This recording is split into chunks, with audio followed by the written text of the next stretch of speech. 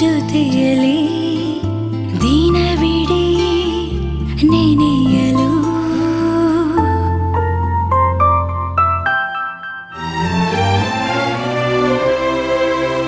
ಮಳೆಯಲಿ ಜೊತೆಯಲಿ ದಿನವಿಡೀ ನೆನೆಯಲು ನನಗೆ ಕುತೂಹಲ,